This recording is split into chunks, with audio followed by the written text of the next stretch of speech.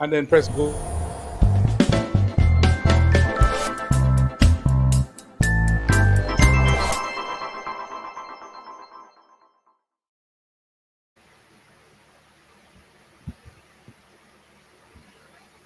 Welcome to another edition of Lounge Lyme right here on Reggae Online. For all of you joining us outside of our studio on YouTube, Facebook, or IG, welcome again. I'm very happy. We're still in the month of March, and so we are still celebrating women in music. I have a good friend of mine with me today, and it is when you know people, you take advantage. So we're going to draw a long bench and palaver today. With me is Professor Donna Hope. I call her the dancehall girl. Some of you call her the dancehall prof. Today she's Donna Hope for a few minutes, perhaps 15 minutes, and then we're going to go into Professor Hope, and then we'll go into Professor Hope, the dancehall professor. Donna, welcome to the Lounge Lyme. Thank you for having me, Coleen, and good evening to all our viewers and guests who are sharing with us on the various media platforms. Thank you. Tell me how, I want to just start with where we're from. The girl from Linstead. Everybody in the world know about Kami Akigo Linstead Market. Natakwati was. I say go Not Natakwati a was what you sell. want sell. What it Jeremy. was sell. What Michael it would be ashamed of me for yes. not knowing it good. But Donna, you're from Linstead. The girl from Linstead. Where did it start for you? Well, I was born and raised in Linstead, in the town of Linstead, and Linstead is a very big rural town in that we have about 14 or 15 feeder towns in St. Catherine that come through Linstead, are connected to Linstead, and so we are a very big rural town, much more developed now.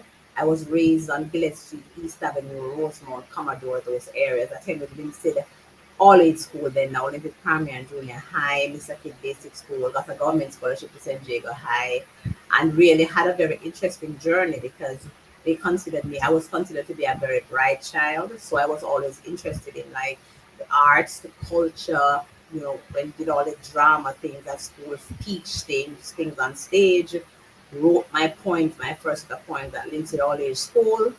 I'm in grade like 5 or 3. So I've been doing a lot of that from a very early age. And I think my own development started really early in Lindsay because my family and the teachers, primary school, Sunday school, all of these people were very supportive and pushed me to do a lot of things as a young child coming out of rural Jamaica. When you're talking about all age school, for those who are outside of Jamaica, I went to an all age school as well. So in Jamaica, we have different levels. You start at basic school, which is like 3 to 6, 3 to 5, Bye. 6 sometimes. Then you move into your primary education, which usually goes up to grade 6. Grade 1, you're 6, up to grade 6, you're 12. And then when I went to school is when Donna went to school.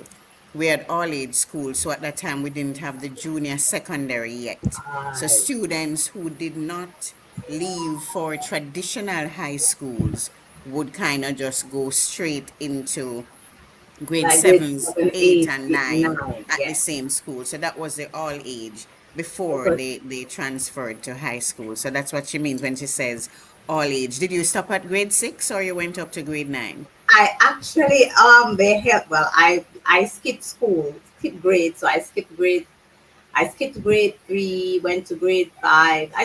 They kept skipping me in grade because I was bright. So I spent 2 years in grade 5 because I got to grade 5 at 9 pretty early, and I was submitted for common entrance, and they said no, I can't take it, even though the school recommended me. So I did my common entrance, spending another year in grade 5, and then got a government scholarship to St. Jago High. And you So I went went to St. off to Jago high High school, right? School. But some of my other family members went up to grade 6 and so on, and then went to Dintio Technical High School and some of the other schools at the higher levels because at that time it was really acting as a kind of junior high school, but we didn't call it that back then. Well, so now it's Lindsay Primary and Junior High, so it allocates for the higher grades that go above beyond grade 5.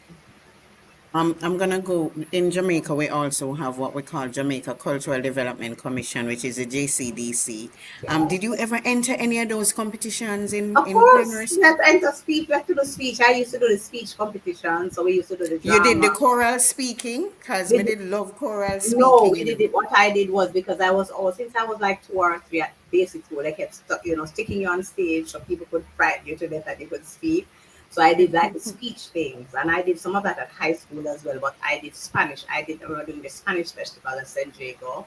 We were going to Jose Marti. From Lindsay Primary and Junior High, I did things like spelling bee, and I also did the speech thing. We go to Spanish Town, right in the square around that corner there, behind the prison, and we did a lot of speech things. A lot of big excitement with when the buses, and we'd carry rice and peas and chicken and carrot juice, and you'd go and spend the whole day doing speech competitions and all of that.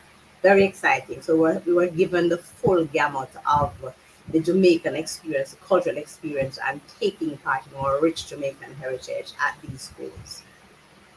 Culture was a part of your life during primary school. What kind of dancehall music you used to listen to? Let's say when you reach about third form, when you hit like the 13. Well, well, of course, listen to me. King Yellow Man. Well, before dancehall, growing up as a child in Linton, Montgomery Avenue, Gillespie, you will hear the earliest strains of the music. And my mother was very adamant that we should not sing it. She's a rural woman, working class woman, read a lot, and she was like, no, you shouldn't sing those songs. So I tell the story that my mother washed my mouth out with cake soap and denied me a trip to Kingston, which was a big thing because I was singing a song. I saw Miss King Pamiyama. I saw Miss Darling because she said it was not good language and bad words. Look at me now. She relented in later years, but she was very adamant that we should do the things that rural Jamaicans want you to do: go to school, go to church, and get an education and make something of yourself as a citizen of Jamaica. So I was singing all these songs. We had a lot of Rastafari in our community, so we were bonding with a lot of the Rastafari because a lot of that was happening in and around us. And then when the dancehall music started in the 80s, I was in high school, and King Yellowman and all of these things, we were right up there in the middle of it. This was our music. It was the music we heard on the minibuses between Linstead, and Spanish Town, and this was a part of our lives. So jumping over to Excelsior Community College. When you Extensive. left St. Jago, when you left St. Jago, did you go straight to the University of the West Indies, or No, you I went didn't go. except like the people them who? No, remember what happened to me, is that I graduated early from St. Jago, as I like to call it, with my son, Bertland. So was a teenage mom. I left high school, and so one of the things I did was that my family pulled some funds together and they sent me to Durham College of Commerce on Camp Road. So I went to Okay, so Durham College. I'm sticking a pin because Yes, I asked you about dancehall music and what you just said. Me not skip over it that you were a teenage mom, and right. immediately I think of a song. Sharona pregnant, you're pregnant. No, Mama. No, right. Donna pregnant, you're pregnant. Let's talk about that song a little bit It was a in popular the song. context of what you just shared. But it was a popular one of the things that people forget is that dancehall culture does a lot in terms of replicating what is important in the society. So dancehall had songs like "Send for Your Protection, You're Not Ready for Baby."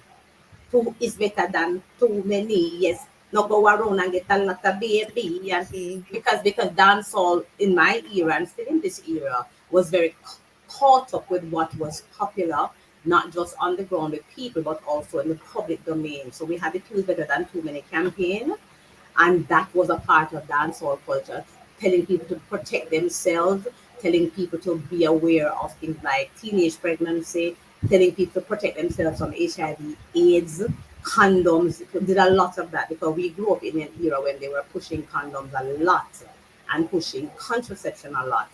And so I was surrounded by a lot of that discussion in dancehall. But we were singing the songs, but remember, Coleen also living real life in the ground. So Yeah. experimentation. I've always been a researcher, and I research empirically a lot.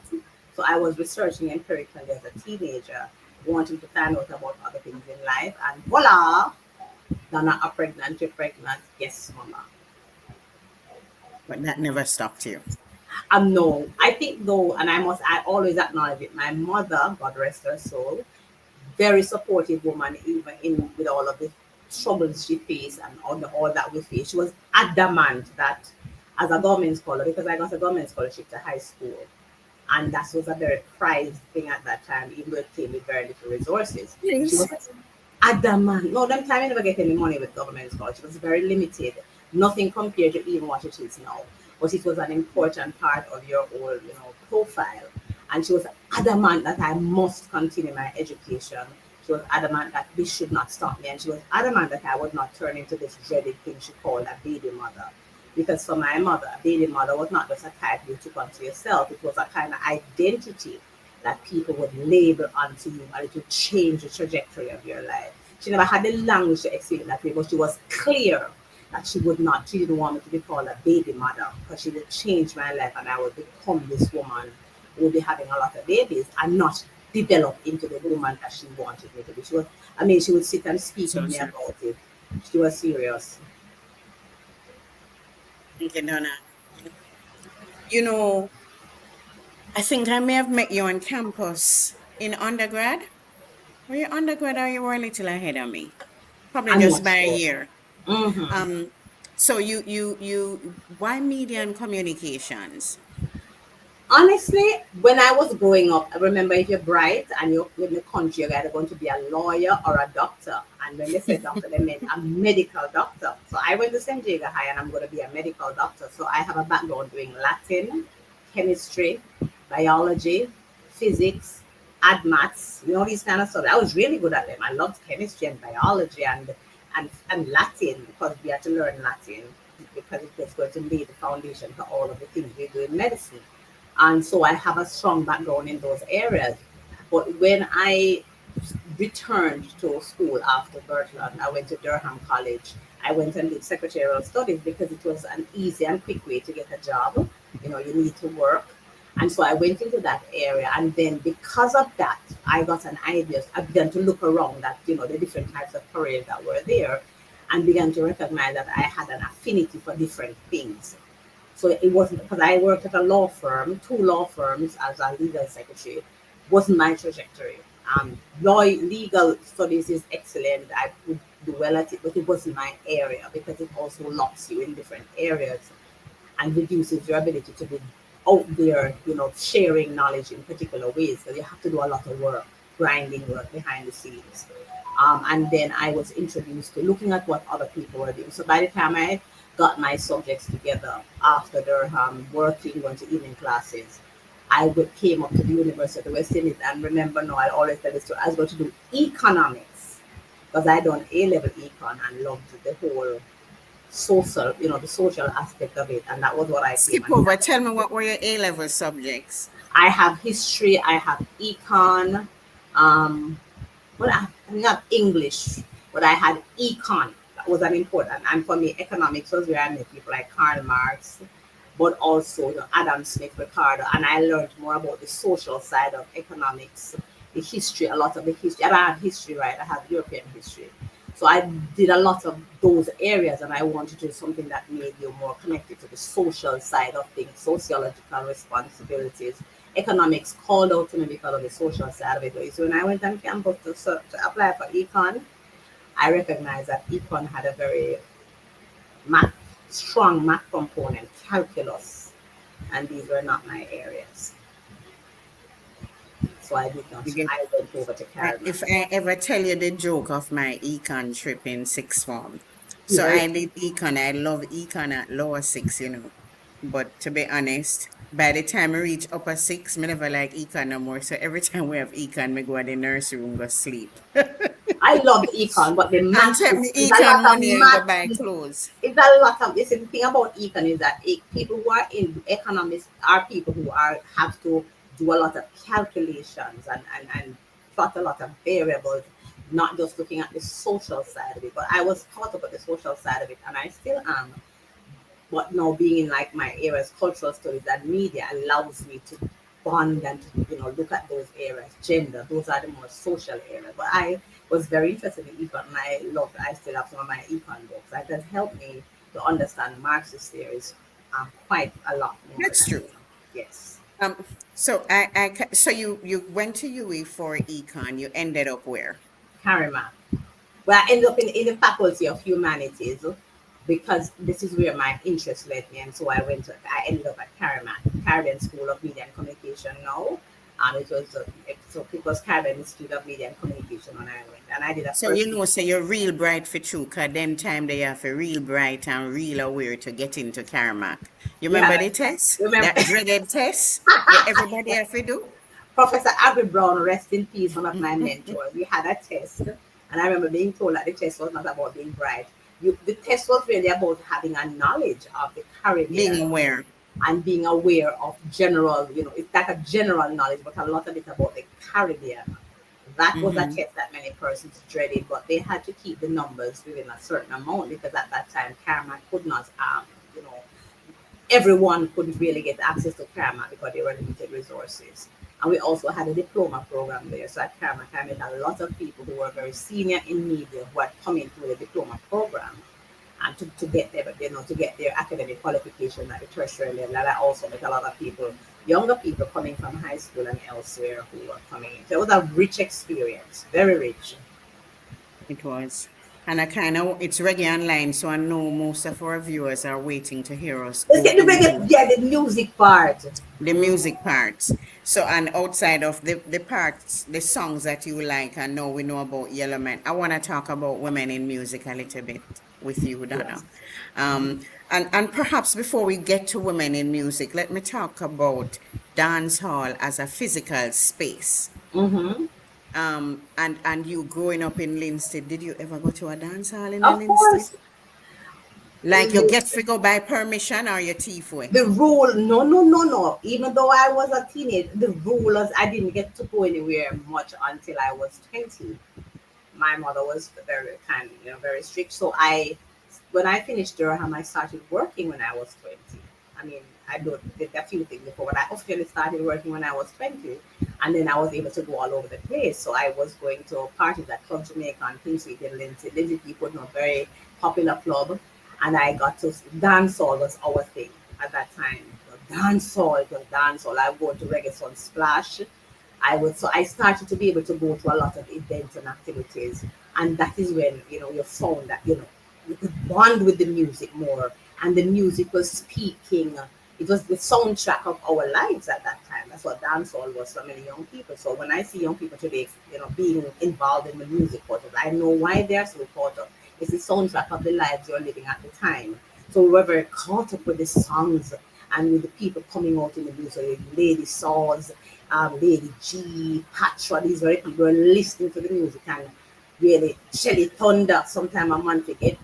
These were songs that were, Buju Banton was in dancehall when he started first. Walk like a champion, talk like a champion, what a piece of body girl. Anyway, these were songs that were, it was not just about it wasn't about sexualizing women. It made a lot of working class women like myself feel very empowered and beautiful at a time in our lives as young people. We were kind of struggling not just to find our identity, but to figure out who we were in this society and to make our way through the challenges that we were facing.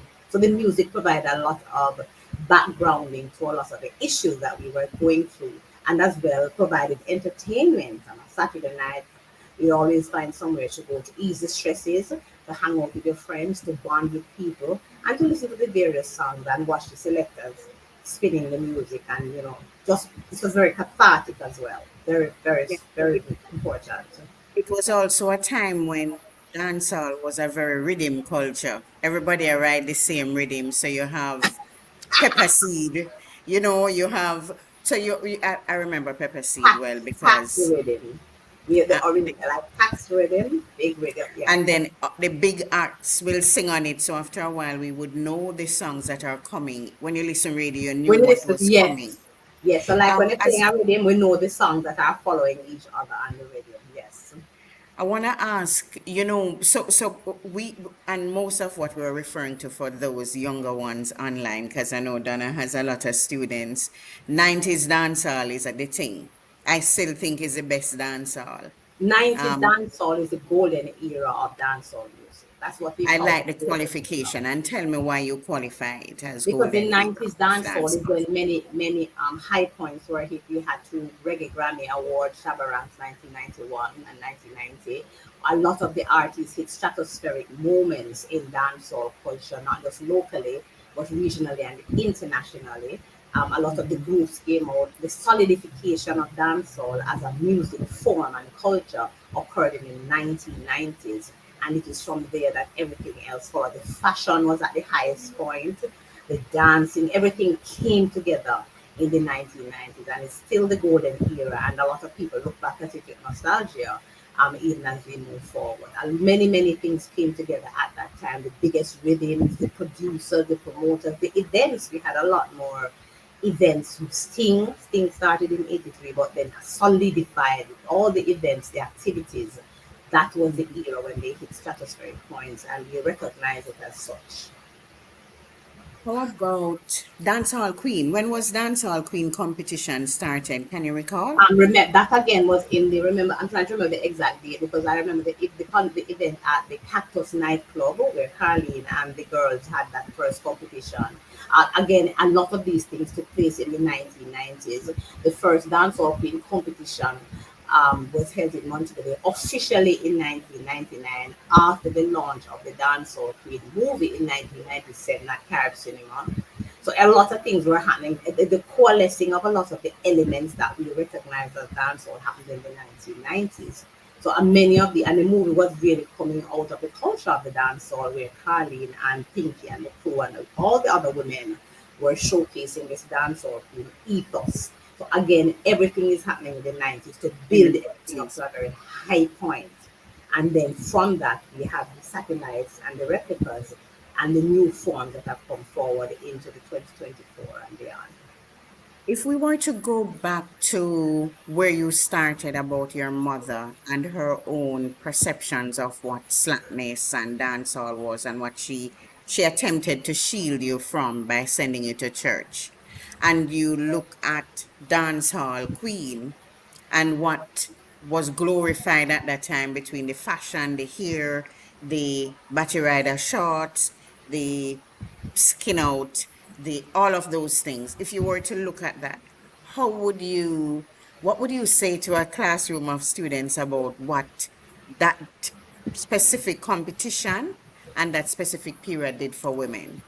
If we're it, looking at it liberated a lot of working class women, black women from the inner cities, from rural Jamaica. Because remember that a lot of women from these spaces were faced with a lot of taboos and restrictions. So while women from the upper and middle classes were free to showcase themselves, to wear, little beautiful clothes, and to do that throughout their lives, however old they were, the expectation of black working class women was that they would have children, get married, settle down, and lock themselves away, either go to the church or something, and be restricted from how they could showcase themselves, how they could dress. There are a lot of expectations and restrictions based on the working class women, black women. And what dancehall did was to provide an opening and a catharsis. And remember, a lot of other things were happening during that time. For example, development of the informal commercial importers, we call them the higglers, the sort of small, the medium entrepreneurs, importers who were taking out Jamaican rum and coffee and music on cassettes and trading those in places like Curacao and Haiti and Panama, and also sharing Jamaican culture and bringing back cheap clothing that they would be selling and making a big name for themselves. So a lot of these things are all connected. So women at the base of it, coming out of the free zone period, all of these things are happening. We're being shown different ways of being empowered and liberated. My mother was very ambivalent about a lot of things, but she insisted that I needed to get an education in the middle of everything. Yes, you can go to parties, you can go to Sunsplash, you can go out with your friends, but you have to get an education and you must get a job. My mother was dead serious about that because for her, liberation not only meant being able to showcase your body in small clothing or half-new clothing, but having enough education and being empowered in a tangible way that as a woman you can take care of yourself and your family, because working class women have always been called upon to do more and be more on behalf of their family and the people around them.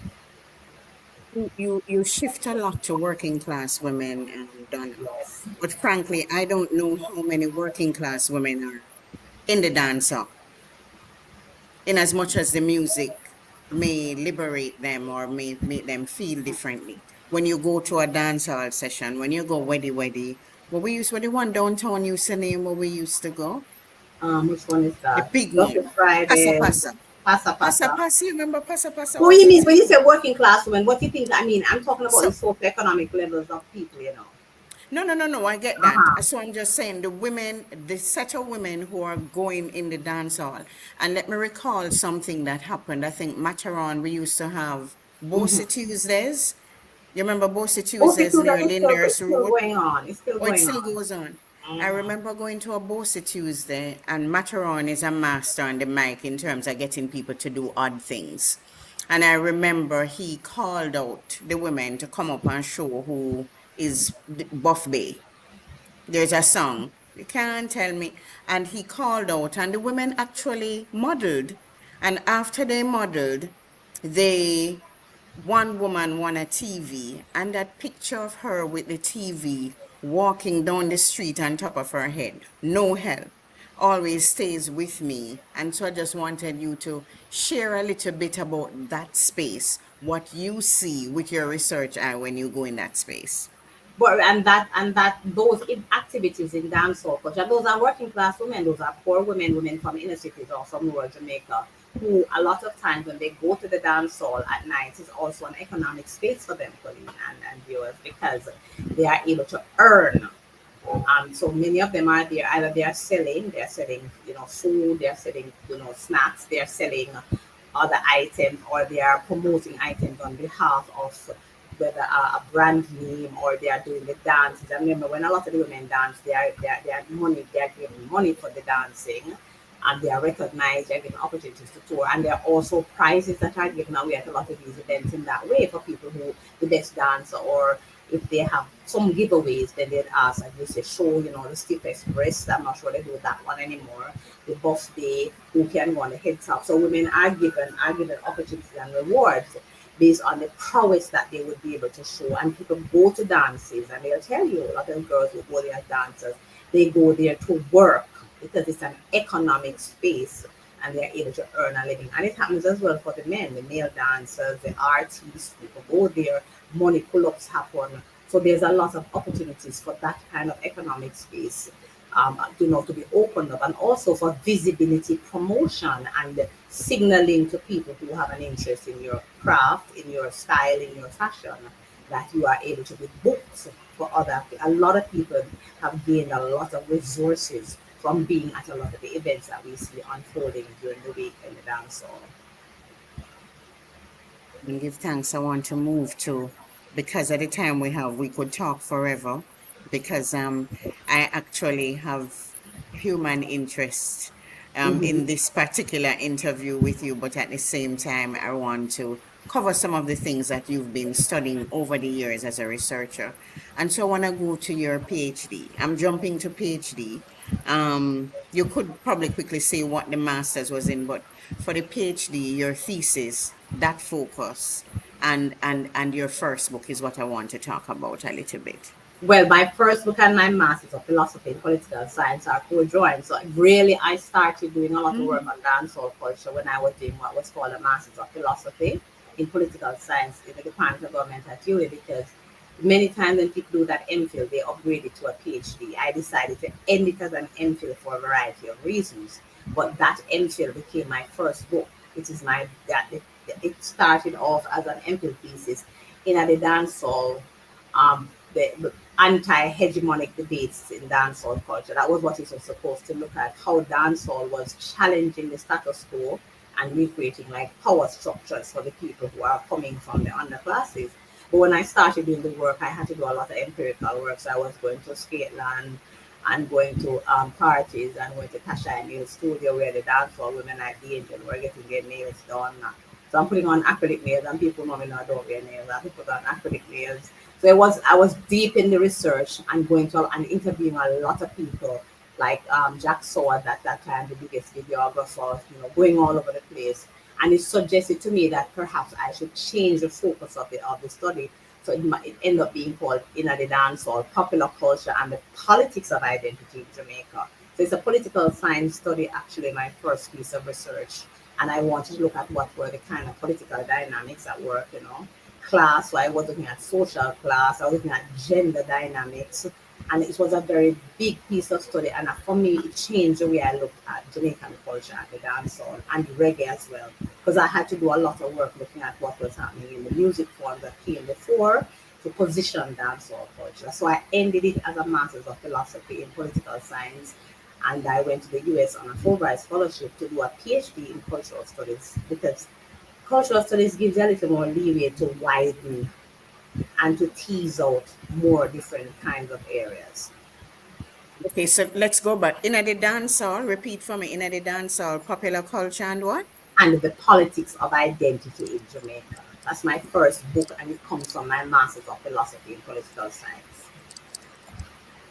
And you shifted from, by the way, you can share with us, so we share with those online where they can find your book. Michael will All of share my books the are available title. online at Amazon. So I have all the books I have are available online at Amazon.com. All of them. So I can share a link. I usually happen Okay. to have a link on my Instagram where I have all my books. So I'll share the link and you can take Okay, it from and I there. look for it. Right. Thank you. Yes. So PhD, where did you go with it?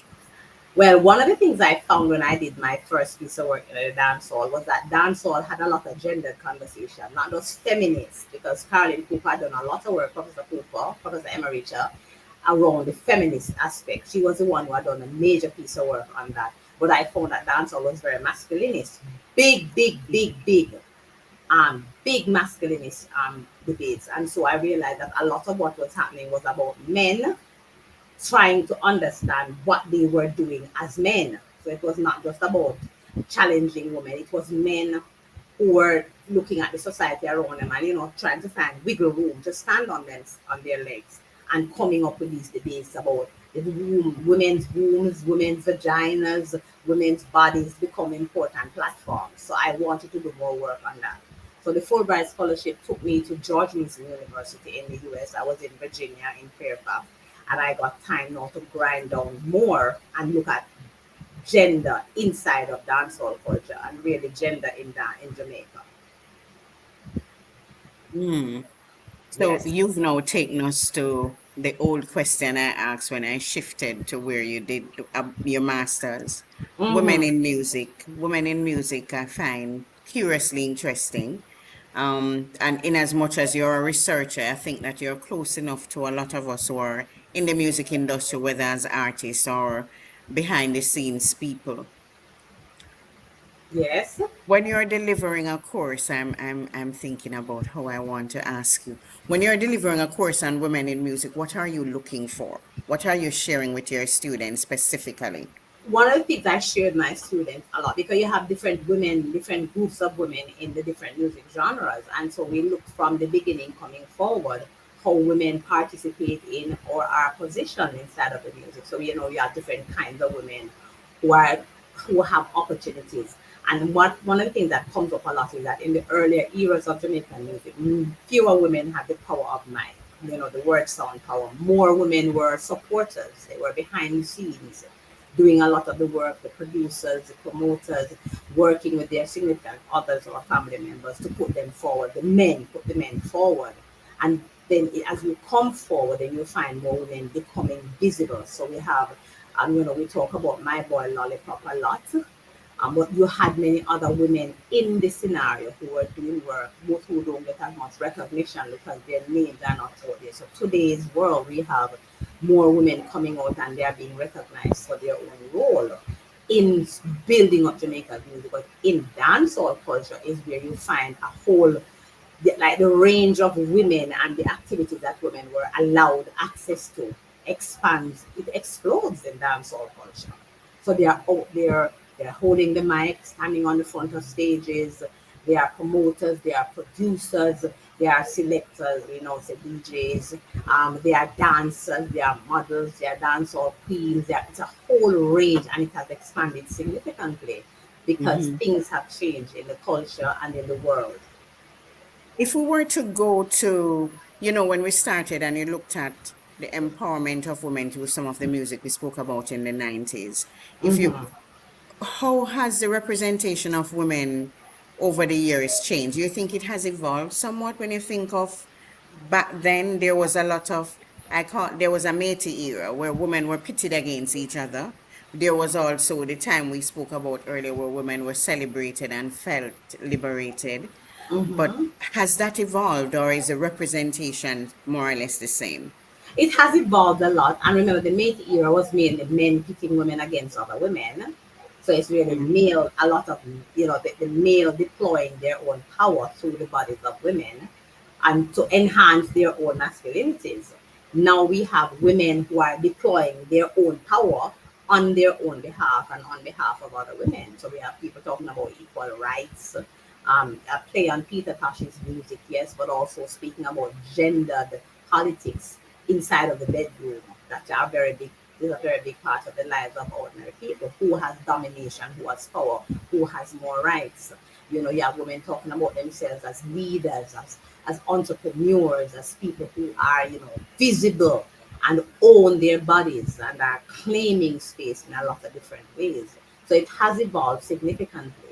One of the things that has happened, and the evolution I talk about, in the earlier eras of the music, not just dancehall, but reggae music, all the other forms, the women who had the power of the mic, looked different from the other women who were playing supportive roles. Today in dancehall culture, in particular, and for some of the newer emerging acts, it's not as clearly distinguished in that the way women carry themselves, the way they dress, they look almost the same as the women who are acting in so like dancers. So it's a very difficult to distinguish between say a dancehall queen dancer and a dancehall artist who is female because the shape, the bodies, the standardization in clothing and costuming and makeup has become so solidified. Everybody now looks the same. So there's almost like it's just one representation of the aesthetics of female identity in dancehall culture. That for me is something that has shifted radically. Beyond female identity, do you think that women in music, and I'm talking dancehall, reggae, do Yes. they really use the music to advance a kind of feminist approach beyond the celebration of bedroom politics? Yes, they do. There's a radical feminist agenda that women like Spice, women like Shensia, Shensia is kind of more pop now and not as hardcore dancehall. Women like Chanel Muir, a very radical feminist agenda that they advance about being independent women. There's a very, I mean, you have a lot of songs that speak to that, where they speak about claiming their space, but also being empowered enough to own and earn, on their own behalf and pushing that agenda very significantly. So there's very radical agenda. There's also a strain which I'm not particularly fond of, but it has to be there because of the way that relationships work out. We don't need any male support. We can stand on our own. But you have all of these strains, and we are business women. We are empowered women. We are entrepreneurs. So they push these strains quite a lot. Very radical feminist agenda that connects to a lot of the early works that came out from academia and from people like Carlin. Do you think that women in music get enough support in No, they terms don't. of Never what would you have. like to so if we were to think of some of the women in music over the years, and we can talk about the popular ones, the Marcia Griffiths, the Judy Mowat, the Rita Marley, are probably the iconic three women in the background. I always say they're kind of a microcosm of women in music for a long Yes. time, in as much Yeah. as we had the sister chorals and so. But now we're seeing a lot of young women who are really good, but do you think, and sometimes we see shows and we don't see women on it, or we probably have a token woman on it. What are some of the things that you would like to see, even from a policy perspective, if you were to have any kind of influence on that, as it relates to allowing women a fair chance in the industry? Well, the challenge remains that we are still living in a very patriarchal society, even though there have been a lot of strides made, that there's still a lot of male domination in dancehall, in reggae, in the music structures, and women are allowed access incrementally. Remember, we still don't have women getting equal pay for equal work in the Mhm. music industry. Men still get, just as it happens in the rest of the society, a percentage maybe, you know, so in some instances, 50 or 100% more than women working on the same stage. In the corporate world, women get maybe 20% or 30% less than men at the same level. It's still the same kind of challenge that women have faced. And in representation on stages, women have increased their numbers, but it is still far below par. So I'm dealing with different kinds of activities. I'm like, no, this is too male dominated. We have to have a woman in it, or two women, because the industry has women. So you have to remind people, even women, setting up panels, setting up events, that we must make sure that the representation is there because the numbers have increased. And if you look around, Coleen, you'll see even now, Sister Marcia is just getting a lot of the accolades that we thought she should have had a long time ago. And, Nana Richa getting her accolades, but many of these things have come many, many decades after they were, holding pride of place as young and not so young women. So a lot of that you can see because of the time lag. It is showing you that many things were not done adequately on their behalf when they were in their heyday. They are reclaiming it now. But what that means is that the women who are also in the now or the recent now have to be waiting their turn. So a lot needs to be done from a policy perspective to ensure that the gender balance is connected deliberately to what exists, and that you make an effort to write women into the forefront of the music industry in the way that they actually are positioned. And just evening culture, because you know what's interesting? I think Mm-hmm. perhaps a week ago, Yes. I saw something on social media that our Ministry of Culture, through the Gender Affairs Division that used to be Mm-hmm. Bureau of Women's Affairs, honored some women in culture. And I was saying to myself, our generation, and when I say our, Donna, I'm talking about women from between 45 and Mm-hmm. say 66, Mm-hmm. are almost like the generation that will not necessarily have the advantages of saying becoming a CEO or becoming top of anything, because the women before. Yes. I'm not hearing. Yeah, I'm not hearing you, Colleen. Not Yes. because So the women before. Uh-huh. yeah, it's almost like the generation ahead of us, they're still very much around. They're very much around and are very much still present and active.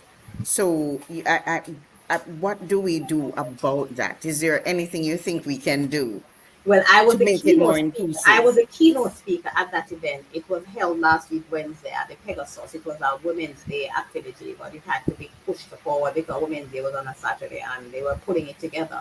And it struck me. I was looking at the constitution that of the awardees, that the average age of the awardees at that event, and I'm behaving very well. The average age of the awardees was about 65, 70. Average age of the awardees at that event, and it struck me a lot of powerful women were being awarded. But what it meant was that because it was the first time they are doing that, they are trying to pull everybody from, when we were children, you were hearing these names, into the mix. And what it means is that women, and it has happened in all the sectors in Jamaica. If you look in politics, you have a gap. You have a big gap where you have more people on the the older spectrum, and then you have the younger spectrum. But that mid range that you're talking about is either very underrepresented or not represented at all because of this way that people are trying to catch up, and also because of the generations that remain in power. They are rewarding people that they can speak directly across to. So I was a keynote speaker at that event, and I looked at the constitution of the awardees, and I'm saying they are going to have more awards ceremonies soon to sort of catch up to the range of women who need to be awarded based on the work they are doing. And I do agree with you on that. It was just, and I looked at it and I thought, wow, I never thought about this, but I'm looking at, there are no women my age at all, There were or very five few years women. older than me. Yes. It was as you say, and I guess I kind of I completely agree with that. I want to ask you. I know Donna. By the way, Donna is a dancehall advocate, and I think by now you know this. I'm a So, cultural advocate. me say she a dancehall advocate no matter what she tell you, because sometimes me have my own biases to reggae versus dancehall, and she set me straight all the time. Tell us about that divide, Donna. How do you feel about that divide generally when we come to talking about one separating the dancehall from reggae and making a distinct distinction? Not so much so that you know how we say it evolved from men to ska, the way we treat dancehall, and these are not my words, they're more hers. It's almost like the bad breed cousin over there. So, But it is true. The challenge we have is that there are two things we are working against. And I have a book, one of my books, because I wrote quite a few books, 7 books, is that because of the way that our history, music history has developed, reggae music has become a standing for, the word reggae has become a standing for all of Jamaican music. That's one. Many people don't even realize that we had scan mentor. I was in Los Angeles several years ago, 2018 or 19, and I had a lot of time challenge to really tell the people over that side of America that no, it's not scary, it's not for them something. It started in Jamaica. Because they have this whole scab thing in that side of America as well as in the UK. And it's a whole set of conferences and bands, and they don't know that it came from Jamaica. So we have foregrounded reggae a lot. Same thing with mental. Same thing with dub. People don't really know about these forms really being Jamaican. We have foregrounded reggae above all else. And what we have also done in Jamaica, particularly since reggae earned the pride of place after many years of being disrespected by this country, people have been very strong and advocating for reggae as the only form and the best form, locally as well as internationally. You find a lot of that coming, for example, from Europe and elsewhere, where we are supposed to sing just that particular strain of roots rock reggae that people love and nothing else. But Jamaica has moved. We have the new forms of reggae coming out of the reggae revival team that blends reggae, dancehall, and does a lot of hybridization. And we have dancehall culture that we have built and which has solidified from the 80s, golden age in the 90s, and is transforming into something else. We call it dancehall, trap dancehall. That's it, a lot of stratospheric thing, but we have this tension that we have maintained in the society. And I believe a lot of it comes from people wanting to ensure that their form, the one that they grew up with, and I know that same Adrian to talk about at the awards, they want to maintain pride of place, and also for outsiders who want to keep reggae at the forefront so that they can continue to benefit not just from the events they put on, but just even from their own, how they think about themselves. They grew up to reggae music. So we have not done well in pushing dancehall culture and in looking at the value of dancehall culture to our society. We spend a lot of time talking about the negatives. It's violent and we call it objectifies women.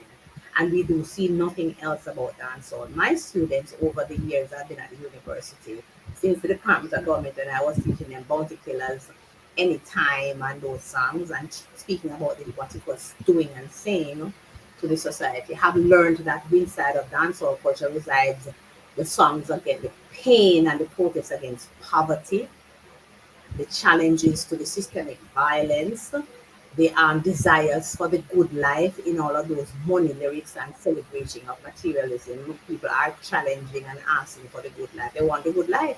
The celebration of mama, dancehall is a big thing. They love mama. Mama is loved. Celebration of the female form as a very important part of the lives of men and women, but in the society.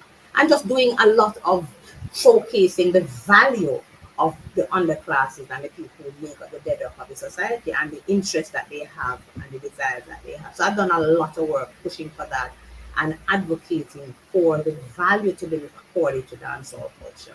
It has taken a lot of time. All the dancers, Orville Hall, Latanya Styles, Kimiko, and the whole of the crew, all the various crews, Vogel and everybody coming forward to put Jamaica on the map and in the minds and hearts of people who are now using dancehall dance in Europe and all over the world for everything right down to therapy and fun and health and gym and everything they are using it and putting it in music videos. We out here are still throwing away that baby with the bathwater. So I continue to advocate. thank you. How are you advocating beyond your research? Are you serving in any government love draw researchers into things, Are you serving in any boards, or how are Well, you well, contributing? I make my voice heard a lot of ways in the media. I am now on the entertainment advisory board, so I try to do my work there. I do a lot of traveling to different book conferences, to different events. Some of the large events outside Rotterdam, some of the large events outside. I also travel to a lot of universities, travel with some of the dancehall dancers to do a lot of the camps we have outside of Jamaica and Europe, in Latin America and South America. Maintain a lot of connections, share a lot of work. I do a lot of online seminars, which are not really for Jamaican, but mainly for people outside to push and to encourage. And we have the Dancehall Archive and Research Initiative that we started in 2018, that we have been doing a lot of seminars, a lot of work with people on the ground. We published the Dancehall Queen book in 2023. That book was done in Spanish and English because of the huge numbers of Spanish speaking Say that people. in a Spanish for me. Okay? Where you just say in a English, say it in a Spanish for me. It's Coleen, don't do that. Mi español es mediano más o menos. No para este momento. No. All right, ma'am. Say But it in a patois. Say it in a patois for me. say what's in a patois. What you just said. So in a 28 in a 2023 we published a dancehall queen book in a English and Spanish because we have enough people outside of Jamaica in a Latin America and a South America and a Europe who love dancehall and them can't read English so good. So we do it for them. The book is a big hit. I'm supposed to have arranged a seminar with my Colombian team, Leoki and the team. I'm trying to do it because they wanted to get some information about dancehall empowered women. So I'm trying to do that. Maybe we'll probably do it this weekend. But we have a big audience and they are making their own impressions, and they're defining for themselves what it means to be an empowered woman, because many other societies have marginalization that they, whether it's gender, whether it's race, whether it's social, and they use the dancehall as sites of empowerment and income generation. So they are very big on it. We here in Jamaica are still working through that. Coleen Dancehall Queen, I do a lot of work with Coleen as well. And so I try to maintain my networks at the academy and at the Ivory Tower, but also in the streets. I have huge networks in the streets with the dancehall family, the dancehall massive, as well as in Europe and Latin and South America with a whole heap of different. It's a very big work. I'm grateful for the opportunity to serve and to be a part of. And next year, I'll be hosting the Caribbean Studies Association conference as the president of the CSA. I'm now the vice president, and there'll be a huge section of it that will look at the Spanish speaking. I bring in people from Colombia and Panama and Venezuela, I think, to be a part of that conference. And sort of making the connections of so reggae gone Spanish, Sí, el or is it Caribe. dancehall? Somos caribeños, todos, so we're gonna do some of that. We are all Caribbean people and we share similar She's history. supposed to say what she's saying in Spanish in English, right? Somos caribeños. We are all Caribbean people. So we are all Caribbean. So it's a very important part of the journey. And when I was in Colombia earlier on, late last year, one of the things that happened was that there were people who had come across from Venezuela, come to San Andres and come into Colombia after Orville Hall and myself had gone to Venezuela in 2015. So I met a lot of my children from Colombia. It was a very emotional time for me because they came across and helped to build out the dancehall dance industry there, and they were my children. Some of them are in Spain and other parts of Europe. They were impacted on by our visit in 2015. So it was a very big thing. So it's All right, huge. let's have some fun. Yes. Who's your favorite dancehall female act? And My, if you're smart and no one get in a trouble, you can go I'm for not gonna go smart. No, I'm not. As I said, my favorite dancehall acts are when I was much younger. So I was very caught up with people like Shelly Thunder. Shelly Thunder was very big, poof, and them songs. She was a very strong kind of woman. So those were some of my, like, Shelly Thunder, Lady Saw. We loved Lady Saw because of how radical she was. Tanya Stevens in that early dispensation, because of these women were challenging the patriarchy frontally. actually like Sister Carol too. You Well, remember we love Sister Sister Carol? Carol. Yes, Sister Carol was more a warrior queen with that sort of tinge to it. And remember, we had Mama Nancy, Sister Nancy, doing that kind of mixed vibe with reggae. So, we grew up Mm-hmm. on these things, Brigadier Jerry and Jalop Sound, and I'm not as young as I look. So it was a whole set of these variables that were coming into the mix. Then you come forward and we have, as I said, Lady Saw and these people coming in. So it's a mix, Queen Africa. These are the women who stand up and stand out. Spice is doing her thing, and Spice is very forceful about pushing down and getting what she wants because nobody's giving her anything. See? Mm-hmm. Yes. So these are some of the women. Yes. Let's go to the men though. Who you Shabba like? Okay, Shabba Ranks my is my bad. favorite dancehall artist of all time. And then I love people like Vibes Cartel. My ringtone is still Cartel's dancehall and everything.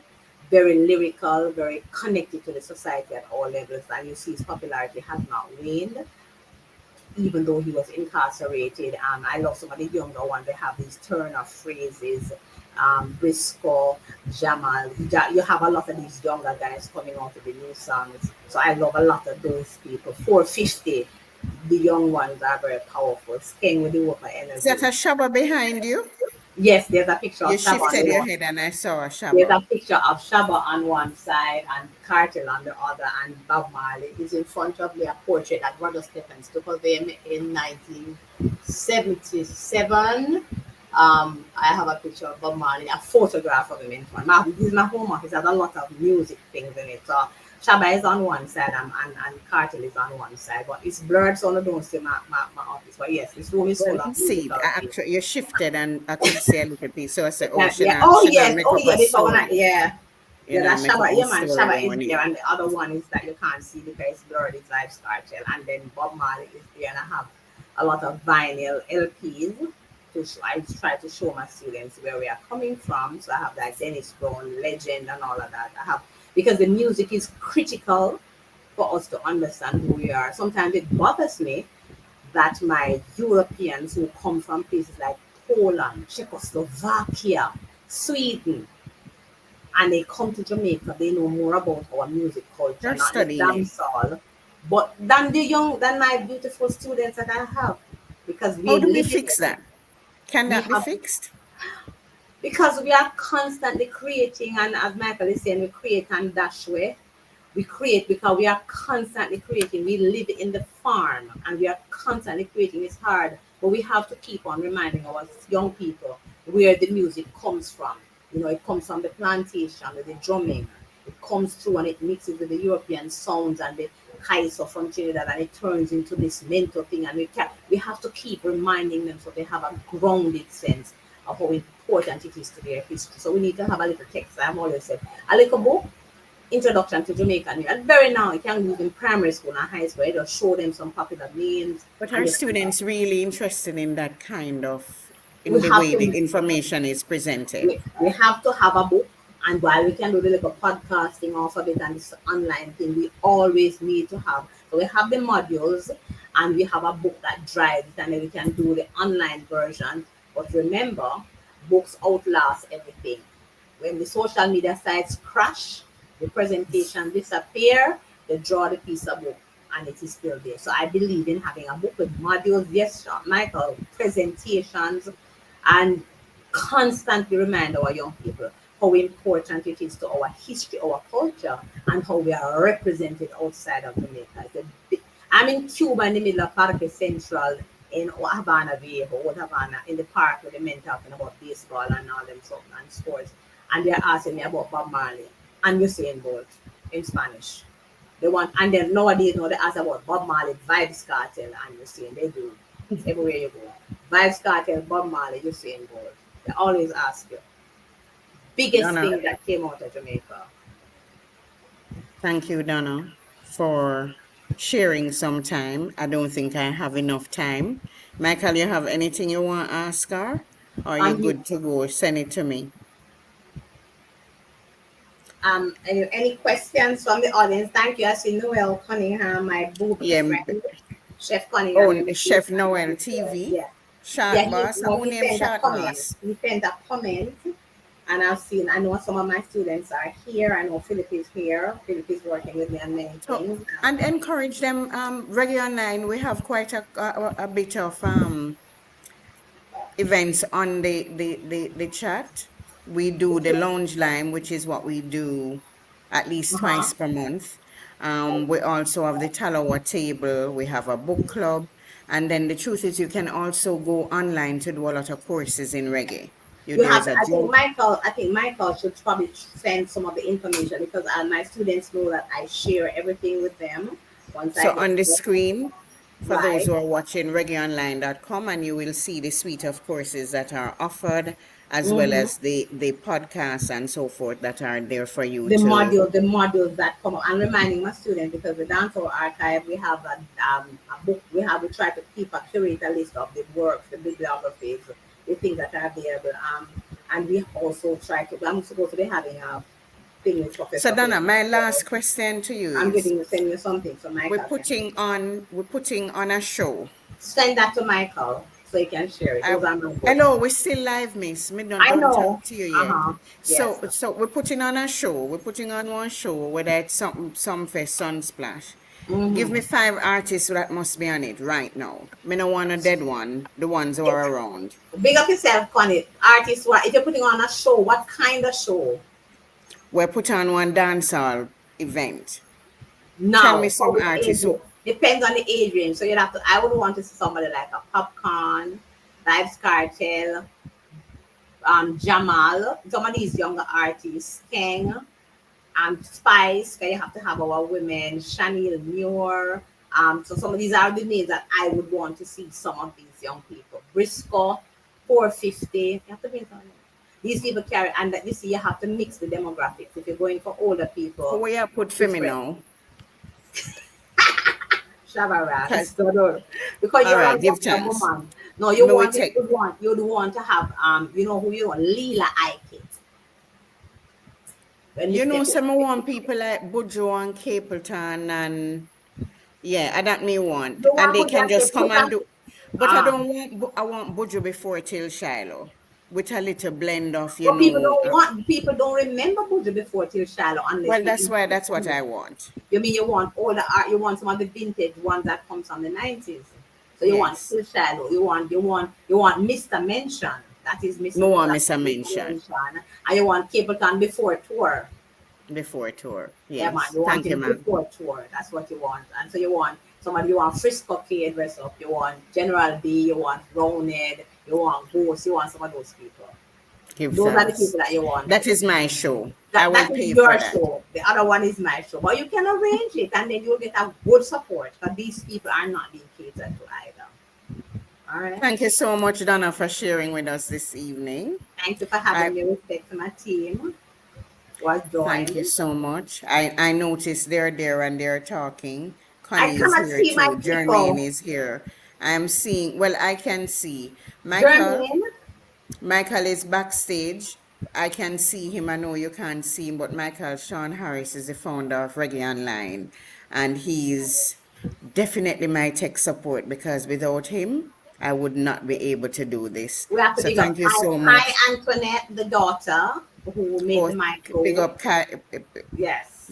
She said she named Kai Sidasa. Kai Anyways, Sinasa, thank you, my student and the daughter. Big up Cyan Brown. A lot of my students and former students are here. A lot. Welcome, guys. I can't see all of you unless you make a comment. well, they must say welcome when we go out, Michael. So we give thanks and we will do this again very, very soon.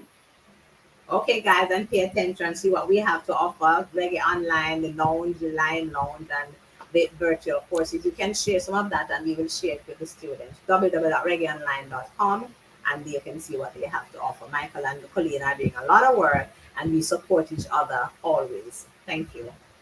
Give thanks, Donna. Thank you. We'll talk next week. We'll meet another woman in music.